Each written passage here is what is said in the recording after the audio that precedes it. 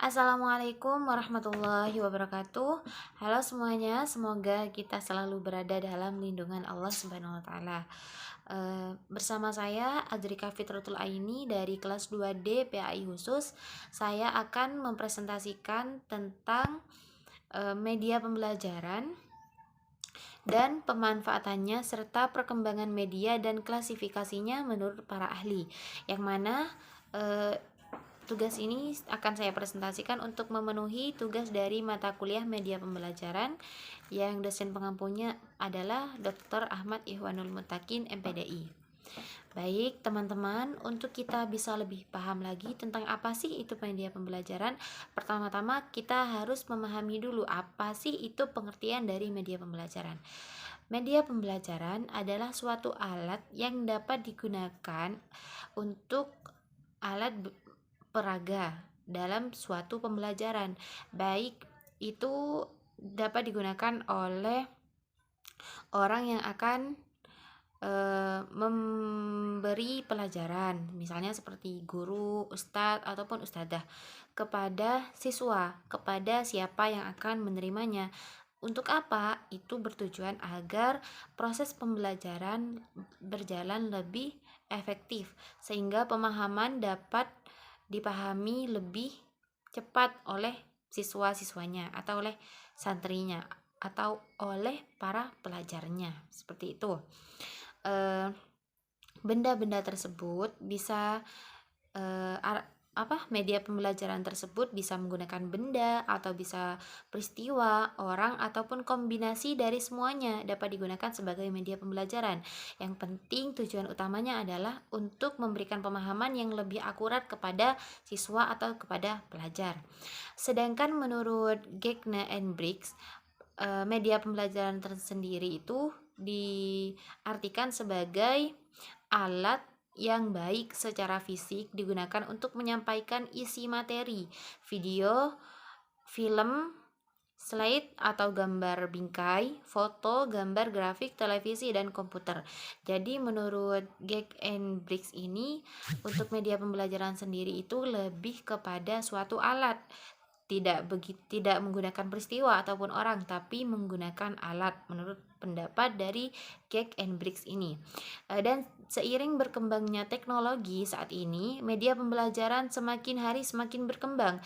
Contohnya kita dapat melakukan kegiatan proses belajar dengan jarak yang sangat jauh hanya melalui sebuah smartphone dengan dibantu aplikasi seperti Zoom, YouTube, lalu dengan virtual reality. Nah, jadi seiring berkembangnya zaman, dari zaman ke zaman, sekarang media pembelajaran semakin canggih.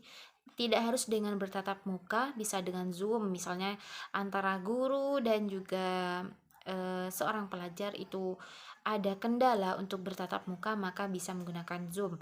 Itu terjadi karena terjadinya suatu peningkatan kecanggihan teknologi dari zaman ke zaman. Seperti itu. Itu adalah pengertian dari media pembelajaran sendiri. Nah, sekarang menginjak ke selanjutnya kita akan membahas tentang manfaat dari media pembelajaran. Manfaat dari media pembelajaran sendiri itu yang saya pelajari, yang saya tahu itu ada 4. Yang pertama, meningkatkan motivasi belajar siswa. Media pembelajaran dapat membuat pembelajaran menjadi lebih menarik dan menyenangkan. Jadi dengan adanya suatu media pembelajaran, pembelajaran akan berjalan lebih efektif, lebih menyenangkan bagi pelajar. Jadi ketika suatu proses belajar mengajar, apabila ada media pembelajaran, maka seorang pelajar tidak akan merasa bosan, kecuali seorang guru hanya memberikan penerangan tanpa adanya suatu media pembelajaran, mungkin suatu kelas tersebut akan menjadi kelas yang mati, artinya tidak aktif karena hanya dengan model ceramah. Sedangkan ketika ada suatu media pembelajaran, maka presentasi tersebut pembelajaran tersebut akan berjalan lebih efektif. Nah, untuk yang kedua, meningkatkan pemahaman siswa terhadap materi pembelajaran.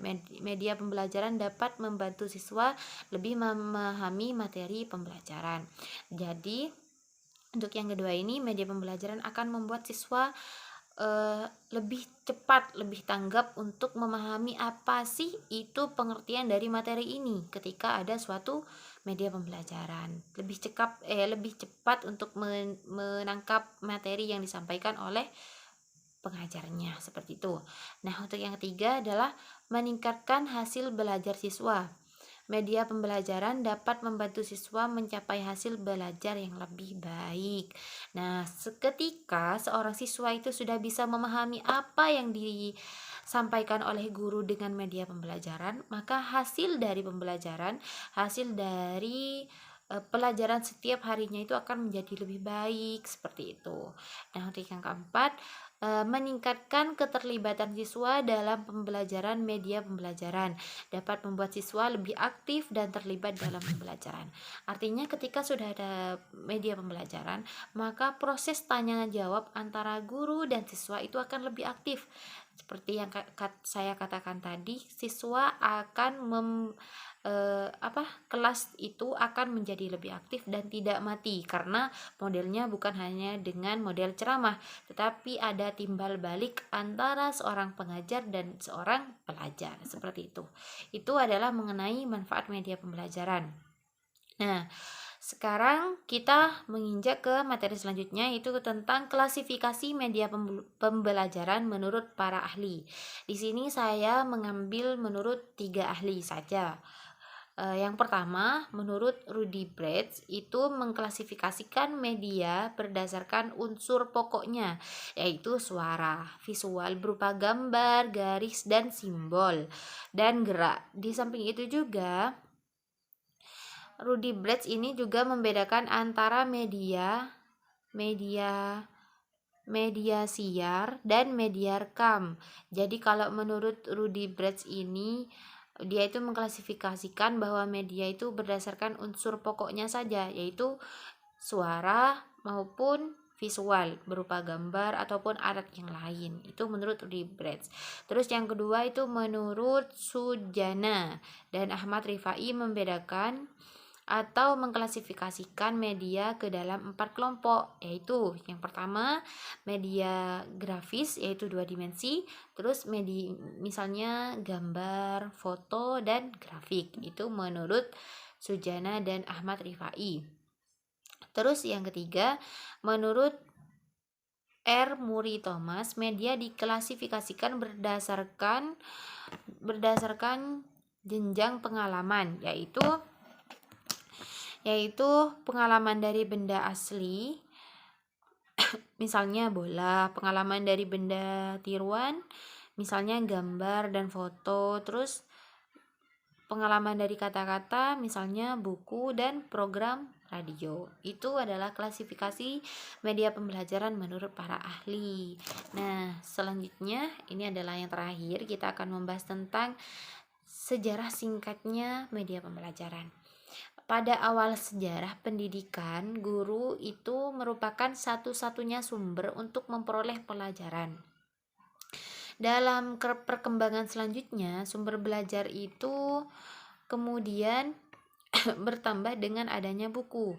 Pada masa itu kita mengenal tokoh bernama Johann Amos Comenius yang tercatat sebagai orang pertama yang menulis buku bergambar yang ditujukan untuk anak sekolah.